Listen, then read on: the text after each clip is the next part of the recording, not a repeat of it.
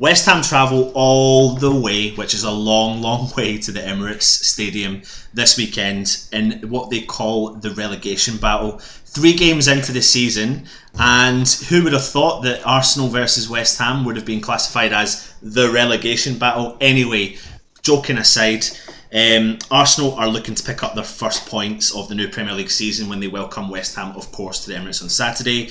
Emery was dealt a tough hand in his first 2 games, coming up against the champions Manchester City and Chelsea. Only 3 other teams have endured a worse start to the season than Arsenal, one of them being our beloved West Ham. 5 of Pellegrini's new signings started against Liverpool, which wasn't the greatest of starts for West Ham. Loads of changes in the Bournemouth game. Again, we were defeated by a team that we all, as West Ham fans, have predicted to not do so well this season. Anyway, welcome back to Andriy United's YouTube channel. Of course, I am Anton. Make sure you hit that subscribe button. Make sure you get in the comments section below.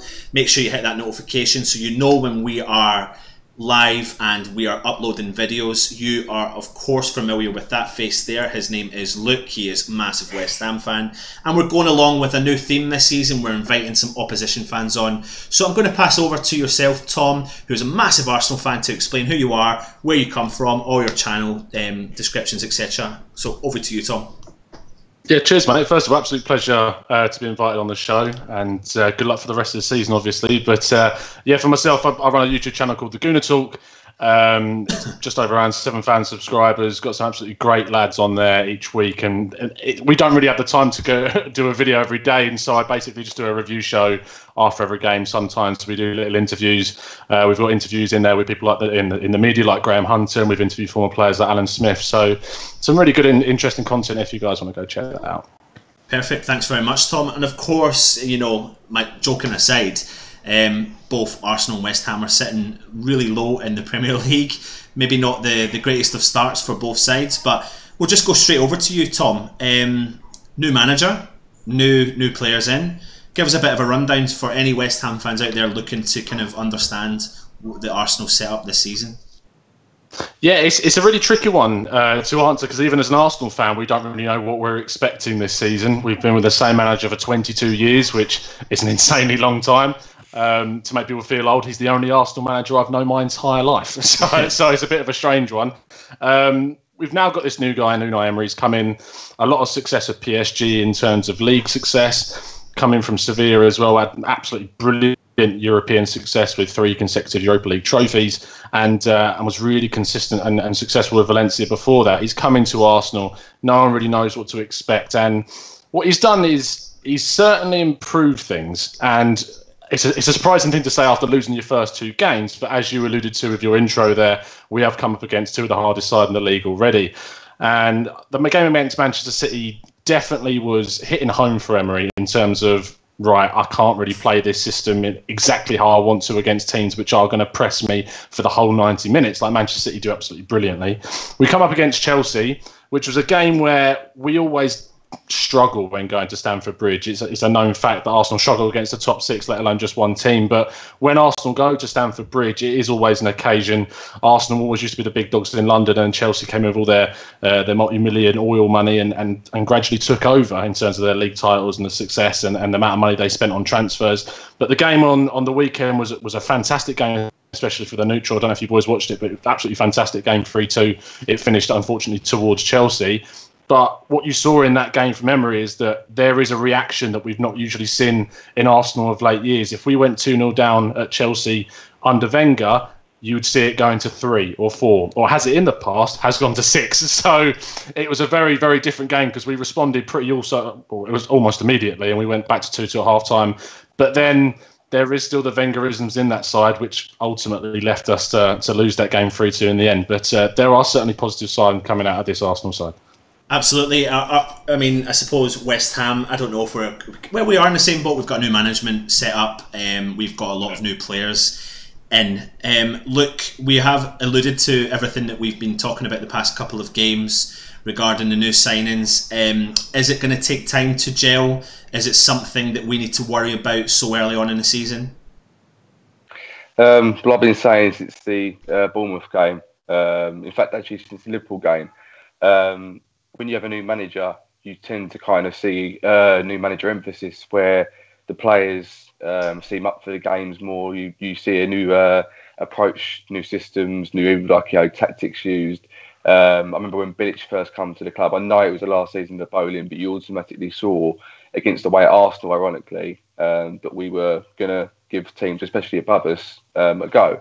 So when it was Liverpool game, I was totally shocked. I wasn't surprised to lose to Liverpool, don't get me wrong, but I was surprised we didn't give it a go as much. And then against Bournemouth, I really thought we'd go hammer and tong, take the game to them. Not saying that they're a poor team or whatever, but I really did expect a different approach to us. So I was looking forward to it, basically. In a nutshell, I was looking forward to seeing the new signings coming in, showing what they got, really, sort of getting bums out of seats and excitement levels going up. This whole gelling in thing, I understand the point. I understand where people are coming from. But for me, they're all professional players. They're all grown men fundamentally, apart from maybe Rice. And I just expect more. Maybe this is me not being a professional, not being that well, having much knowledge within the game. But for me, I expected more. I expected more this than to just keep going. Oh, it'll take time. It'll take time. And I don't think it really should take that long. We'd have had a pre-season fundamentally together. We shouldn't have conceded the goal we did against Callum Wilson. That's just amateur defending for me. I'm going to stop now before I rant too much. But it's a hangover from Saturday. But fundamentally, yes, it will take time, but I don't think it should take that long by now. Especially after Saturday, I thought it clicked a lot quicker than it did. One player in particular, Tom, that I think maybe Arsenal fans will be interested in seeing is the return of Jack Wilshere. First and foremost, first question to you as a massive Arsenal fan, what was your thoughts on him leaving and, of course, coming to a rival club, that is West Ham? I thought it was time for him to move on. I really did. I think his time at Arsenal wasn't anything that we expected it might have been if you were talking to an Arsenal fan about 6 years ago when he was really blossoming. The game when he brought us to attention was when we beat Barcelona 2-1 at home, which was absolutely fantastic performance, and he was only 18, 19 years old when that happened.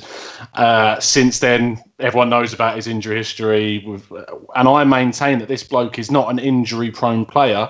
He's just a player that's received some absolutely horrible tackles in his career that have knocked him out of the game for 6 months to a year. He received a horrible one from McNair against Manchester United. He received a horrible one which broke his leg from Gabriel, our own defender, in training.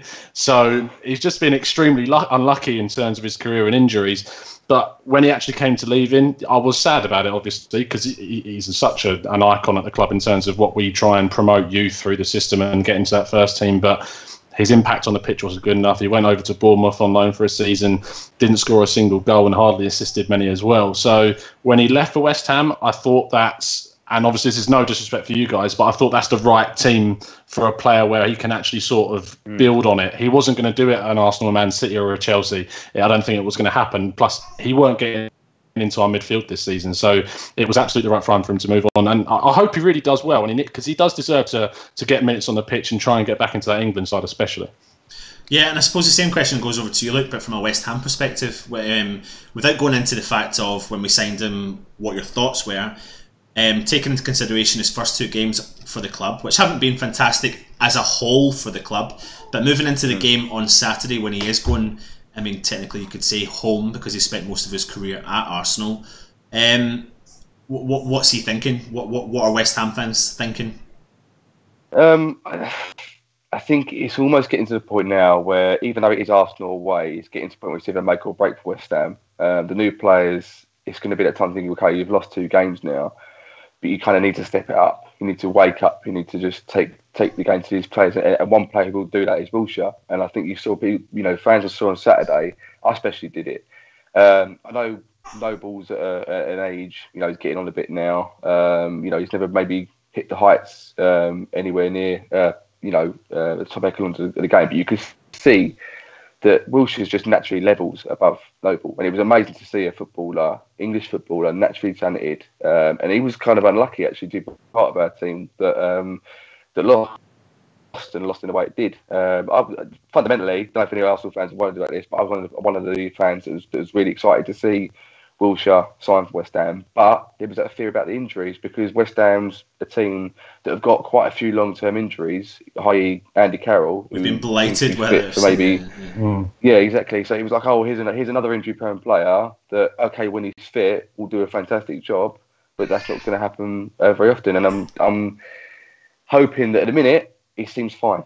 So I think against Arsenal, he's going to have that extra emphasis to probably say to Emery, you shouldn't have let me go. You should have kept me on. You should have let me go to West Ham. But he's more than merry to come to a club that apparently he supports, that apparently his family's fully behind. They're all Hammers fans. So I think you're going to kind of see maybe if Wilshere's definitely up for this season or not, or if he's just going to be another guy at West Ham that has the talent but isn't able to quite, challenge it and get the best out of it. But I think he'll do. I think he'll do the business this Sunday. He's got to. Saturday, sorry.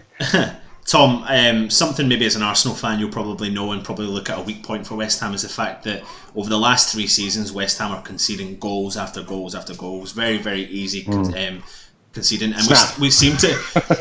I don't know if it's to the level of the goals we're conceding, but as a West Ham fan looking in on Arsenal, I can't help but always have that form of jealousy to the quality of player that you can attract, the quality of player in particular when moving forward. Now, whether or not they're hitting form as such yet, as a West Ham fan, I ain't gonna lie, I am nervous about Saturday because you look at your players like Aubameyang and Lacazette, the player that West Ham chased for so long and didn't get. And then you look at the pace that and the creativity with Ozil, etc. I can't help but fear that. I mean, is that something as Arsenal fans, do you look at that and go, nah, there's something not clicking, or have you got patience to wait and believe it will click? Asking about an Arsenal fan and patience is a touchy subject, but in terms of our attack, obviously we are, as you say, very blessed with an amount of attacking talent that we do with Ozil, Mkhitaryan, Aubameyang and Lacazette just as a 4. It's fantastic. And then when you add the likes of attacking midfielders like Ramsey into that as well, it shows how much talent there is there. For Arsenal fans, our huge worries come at the back with Mustafi and Sokratis as our starting centre-backs. It isn't a pairing which is going to win you titles. It certainly isn't when you compare that to the likes of City when their centre-backs, Chelsea with theirs, United with the likes of Smalling, and when Rojo's on form, he does all right. Dodgy in some parts, but they have more superior defences than we do.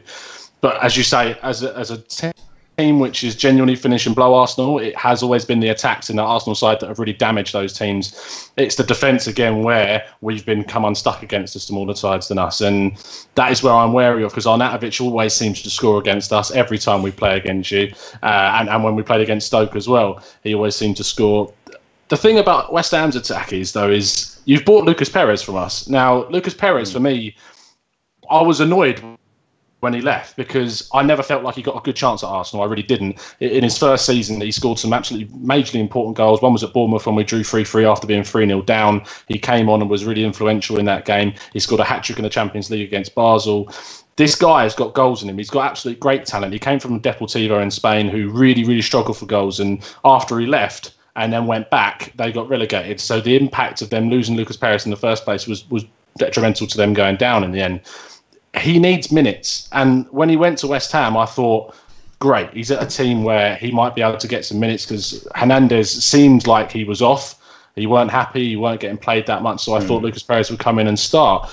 And he hasn't got those minutes. I know we're only 2 games in, but he hasn't. He came on as a sub in your last match against Bournemouth towards the end of the match. I hope he gets into your first team lineup because you've really got a player there with technical ability and absolute brilliant finishing ability as well. He don't need many shots to score. And if he has those minutes on the pitch, he can certainly do damage for you boys. Yeah, I mean, he's obviously another player that hasn't had the minutes for West Ham. Let's move a little bit into, I suppose, team selections. Look, big, massive changes, West Ham over the first 2 games. What do you think Pellegrini's going to do? Is he going to set up to attack? Is he trying to go toe-to-toe like we knew he was going to do against Liverpool that failed against Bournemouth? I think he's going to change it definitely, personnel-wise. I'm not entirely sure he'll change it formation-wise too much.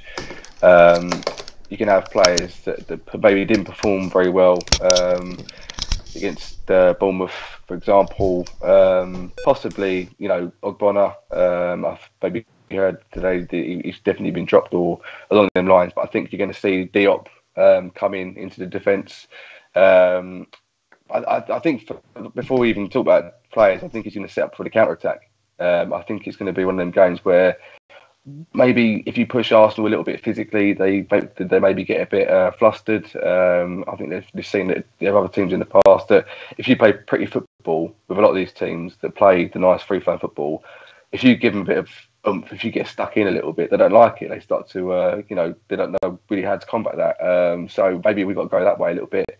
But we've got players in our team there. We spent 100 million this summer on players who are meant to be technically good. So, I think you're going to see players like Yarmolenko come in for Snodgrass, the right-hand side, and, he looked pretty lively when he got against Bournemouth. Possibly, I know Hernandez didn't have a particularly bad game against Bournemouth, but perhaps Perez will start in Hernandez's place. Or if he's going to go that way, if Pellegrini's going to start with an average up front, he won't do, maybe come as a sub. But you've got two players there in that team, i.e. Wilshere, Perez, and even Fabianski. Fabianski might have some, he might want to point to prove against Arsenal, saying, I used to play for you. We've never really got much of a, chance to pick up much form in the team. So there's three players there, especially two players that might want to, stick it into Arsenal and say, no, this is what I was worth, and that was, show it. But there's going to be changes, and I can see Diop and Yarmolenko definitely coming in for certain, yeah. Before asking the next question, Tom, I just want to remind all the fans that West Ham were, of course, the last team to beat Arsenal at Highbury and the first team ever to beat Arsenal at the Emirates. Anyway, let's move. Sorry, Tom, mate. It's all been. It's one brag we've got. It's the one blag, as Luke will say. It's our only bit of our hand. Anyway, here's a question for you, Tom. If Emery and Arsenal lose third game in a row, what happens at Arsenal? I mean, I'm not trying to suggest anything, but where do you go from there? We go to the next game. I mean, it's a case of season where we're just taking one game at a time for Arsenal. A lot of people have used the word free pass this season, which is probably a bit too liberal in terms of looking at a football manager in the top flight of English football. But I understand the point with this season. You've been with a manager for 22 years. If we go and lose this game and then games going forward from that, it is going to create tension within the fan base, but it's going to take time for that mentality and that system to be implemented. What I've seen over the last two games, which I assume is going to feed into this game against you guys, is his ruthlessness with who he decides to pick for the team. He hooked off Ozil after about 60, 70 minutes against Chelsea. If it was Arsene Wenger, he stays on for the whole 90. And we saw the likes of Xhaka come off at half-time. Guendouzi, our new £8 million signing from Lorient, the young 19-year-old French midfielder, he's come in and started both of our games against two of the biggest teams in the world. So I imagine he will start again because he's performed absolutely brilliantly since coming. He's arguably been the best player we've had this season. He's been that good. So if we lose this game against you boys, we go into the next one. But we've got about 7-8 games of winnable matches where we should be looking to get near maximum points from all of them to really try and push ourselves back up that table. I think if I flip it to you boys, say if you were to lose this one, the hype that was around West Ham, especially the amount of money that was being spent, how quickly is that going to get drained out of you guys? I'll quickly jump in with this one. Look, as a West Ham fan, we've been crying out for our board to spend a bit of money. They've spent a bit of money. And what you'll find is, if you go by the opinion on social media, you'll see a split opinion on West Ham with regards to if we lose our first three games, then everything's have gone wrong, But we are at a different level, pains me to say, but we are. And we are West Ham, who have invested £100 million in 9 new players, and 9 players that potentially can really, really shake up that first team. So I think if you put that in any side, teams are going to take a bit of time. I've seen some interesting stats before I came on. Pellegrini took over at Malaga, and in his first something like half of the season, they lost more games than they won. They weren't particularly playing really well. Pellegrini got slagged off a little bit for sitting on the bench and not being so vocal during the game at Bournemouth. But I see that more as a positive. I see that as him sitting back, absolutely taking his time to, adjust to the surroundings that he's got, the new players that are coming in. And potentially, I mean, I'm by no means panicking, and even if we are defeated on Saturday, I'm not panicking. I know a lot of West Ham fans and Premier League fans say you need to hit the ground running. I think our team will come good. I really believe they'll come good. I just think Pellegrini's trying to find his right system. And my main issue with West Ham, and it's something I think you have maybe picked up on this season for yourselves, Tom, is the central defensive midfield, which we never strengthened upon. But our defence, I mean, it seems to be that everyone forgets that our defence is awful. And it's really bad. Yeah. It's really bad. And people put a lot of blame on our central defensive or our central midfielders when you look at players like Martin Noble, and the clip went viral last week of him maybe not tracking his Callum Wilson. But when you've got one player attacking five and he gets by the one, the four need to do the job behind them. It's 4-on-1. You can't just sit and blame that on him. So yeah, we need to strengthen in certain areas, and there's players that Pellegrini's brought in. Sanchez, we've got Obiang in the mix. I think we are going to see a bit of a change, and I think the change that Pellegrini's going to make is going to be a positive one that will impact the game, in my opinion, because he's going to probably bring someone in to shore up that midfield.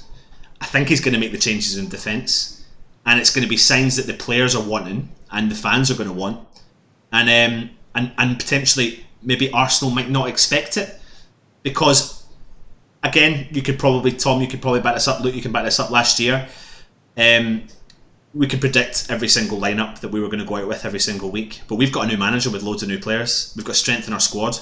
We don't really know where he's going to go. Last week Snodgrass started. First week he didn't. So we don't really know where he's going to go with that. I don't know if that answered your question, Tom. I probably digressed ever so slightly, but no, yeah, it did. The thing is, when we talked about Pellegrini quite a lot this evening, and I was actually shocked that you chose him to be your next manager. It wasn't, and I saw, because I'm quite across a lot of the teams in terms of the social media and the fan reactions. I get quite a lot of it through the channel and that. And a lot of West Ham fans that I spoke to and interacted with were really happy with it. And I couldn't really gauge the excitement. The only part I get from it is obviously he's been in the Premier League and he's won the Premier League with Manchester City. If I was West Ham's board, I wouldn't have brought in a manager like Manuel Pellegrini whatsoever. I would have brought in someone who's great in the transition, great in bringing those sides from the lower end of the table up towards the top. Like a Pochettino style, obviously you're never going to get Pochettino from Spurs, but that style of manager who's good at taking a team like Southampton and pushing them forwards, rather than someone who's good with the bigger sides. You saw what Pellegrini did with Malaga before he took the Real Madrid, or after he took the Real Madrid job.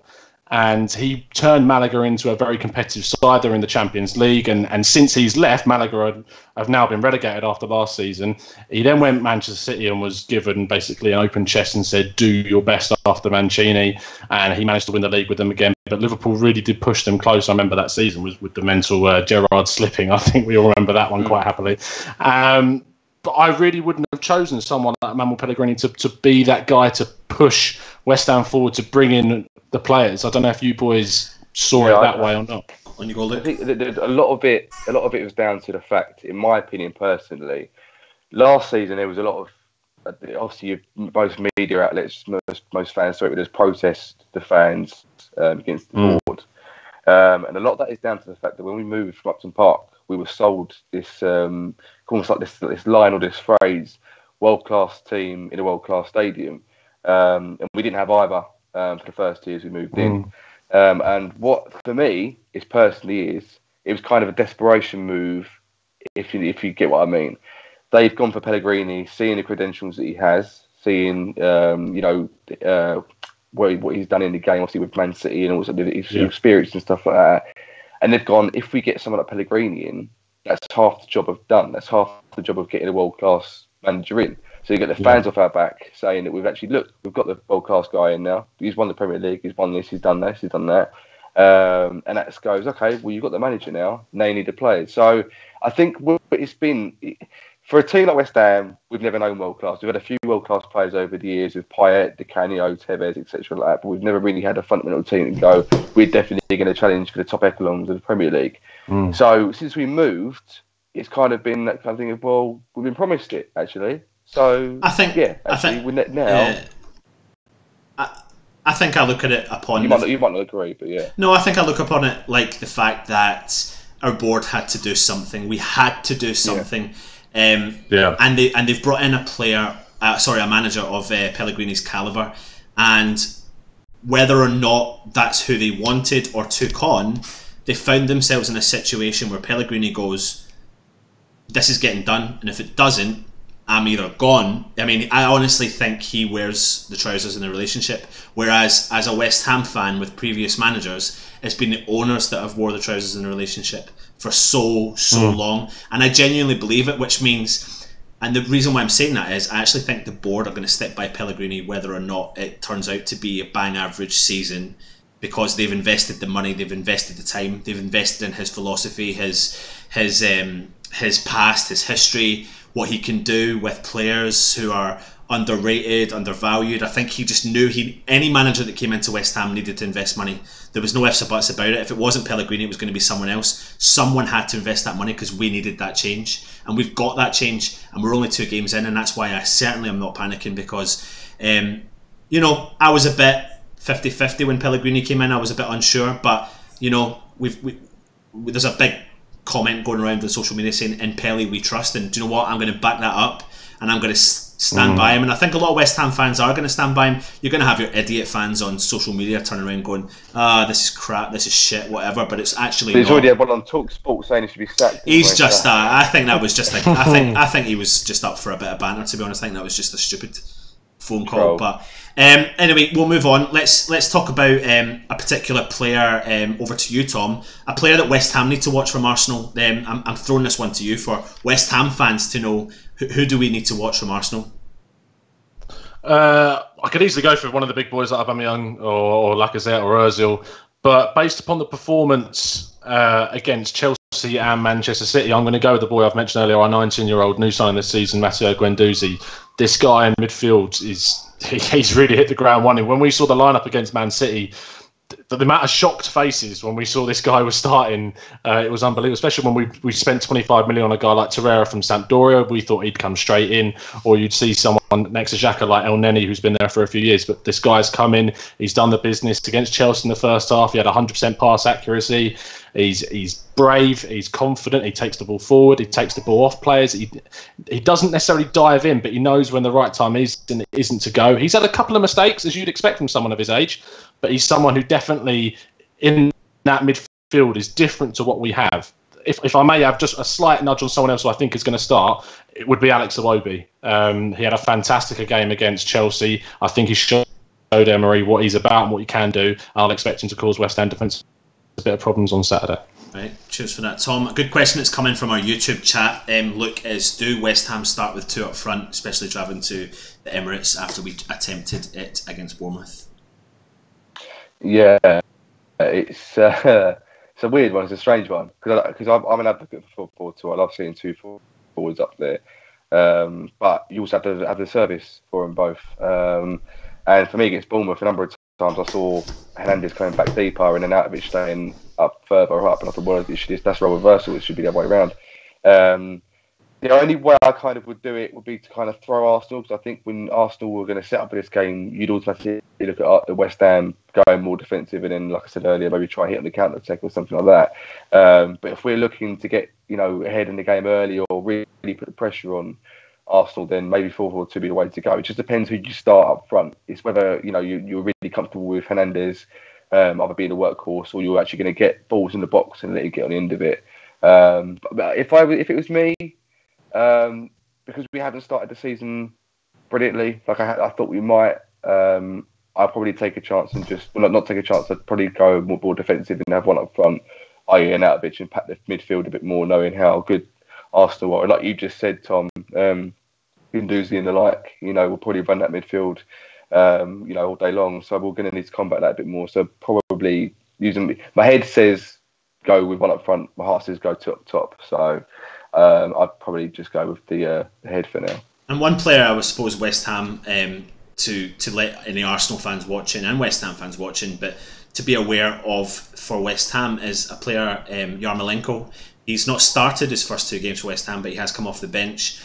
Player we signed from Borussia Dortmund, Ukrainian, second highest goal scorer for Ukraine. But this guy is what the word that one of our West Ham Irons United guys calls is a baller.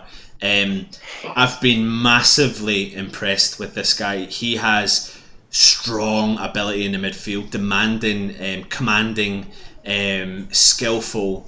I made a comparison, but I didn't want it to get exaggerated. But the comparison was the equivalent of when Zidane used to receive the ball and the ball was stuck to his feet.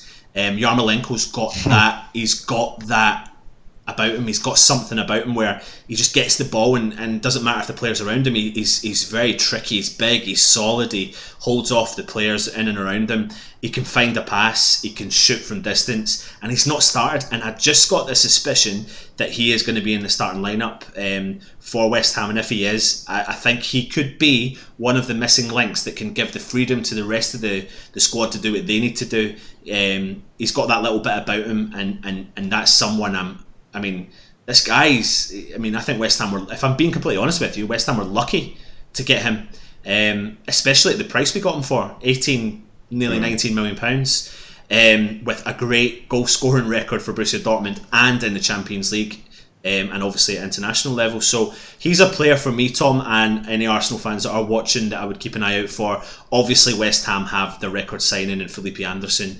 Social media's gone a bit daft with people calling him lazy, etc. I don't believe that. I think he's adapting to the Premier League, and I think eventually he will come good. But it's an interesting one. I suppose. Is there anyone else, Tom, before we move on to predictions, that is there anyone that you fear looking into the West Ham camp? Obviously, I think the main one is, as I mentioned before, is Arnautovic. He has a record of scoring against Arsenal. I am a massive fan of him. Ironically, I follow the Austrian national team as well, so I know what he's about on the international stage, and he scores a lot of goals for those boys as well. Usually more from a left-hand side role, which is what he did. Started out at Stoke and Werder Bremen before that, but it's interesting to see him in that, giving him that confidence to play in that striking role. It definitely suits him. He's got the strength, the height, and the pace of someone of so tall to really annoy a lot of defences. So if I'm an Arsenal fan, I'm looking at it. He's the bloke that I would. But obviously, you've got that nostalgia trip with Wilshere coming back. He wants to prove a point to Arsenal, and if he scored, it would be a little bit painful after everyone's saying yes, it was the right time for him to leave. But yeah, it will be what it is. So we'll have to see what happens. Yeah, and same question to you, Luke, in terms of Arsenal player that you fear the most.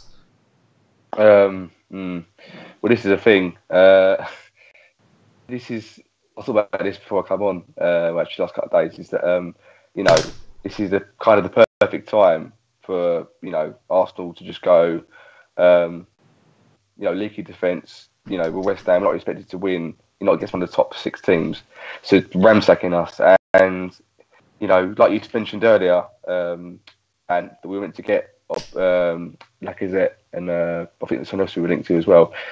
But I'm one of these people that always knows what West Ham's like, and we always concede goals to players who no one really thinks about. So it could be something like, Welbeck might start and he'll score a hat-trick against us. That's the kind of stupidity that West Ham have been used to over the years. But I haven't watched much of Arsenal since the new season started. I watched it against Man City, but I wasn't taking anything against that because Man City are just going to bulldoze most teams this year. But I kind of like Lacazette. I've liked Lacazette since he come to the Premier League. I think he's a great player. I'd like to sign for West Ham. We're really linked with him. He's always got a goal in him, and we love allowing players to score goals against us, even if we've got 5 defenders in front of them at the time. So yeah, I think Lacazette would be the one that I'm going to worry about. But no, my luck, he won't start anyway, so it's fine. And I think for me, looking in is it Aubameyang? I think he will come good eventually for Arsenal. I really, really do. His pace, his style, his skill on the ball. So I think that's one player we need to watch. And I think Emery's going to look at West Ham's defence and go target that. But I hope that Pellegrini looks at this game and goes, you know what, something needs to change. We need to stop conceding goals, and we've got a young, it's risky, but why we need to take risks, and this young French under 21 captain Diop hopefully can come off the bench. Anyway, before we move into predictions, just quickly, look, how do you think we're going to line up? Let's have a brief discussion on West Ham's lineup. Fabianski to start. Fabianski to start. Right, left back, is Cresswell going to come in and sneak in over Masuaku? No. So he's gonna Masuaku will start. Stick with that. Then we've got a mixture of Balbuena, Ogbonna, or Diop. Is he going to change the back two? Yes, I think Balbuena will stay in, because personally for me, I think he had a better game marginally over Ogbonna, so it'll be Balbuena and Diop. For me personally, that's what I hope happens. I still fear that he might not change it, but I think he might give it 3 or 4 more games until maybe someone like Balbuena has got the experience in the Premier League, and then he might start to change it a little bit more. But hopefully I'm the same. Right back, controversial I suppose, with Zabaleta starting last week, but is Fredericks going to come back in?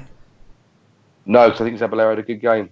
Right. Almost personally for me, the best defender out of all of them. So the experience we're going to need to Zabaleta for me. Out of the midfield, who drops and lets Yarmolenko start? Well, it'll be Snodgrass, so Yarmolenko will start. Yeah, I believe the right side. Alongside Wilshere, Anderson, does Noble start? Yes, he will start because he's captain. Hasn't done anything particularly wrong, and I've done nothing with the Chiati thing, but that's not going to get him dropped. You got to do something stupid to get dropped from me. Look like from West Ham, not play well.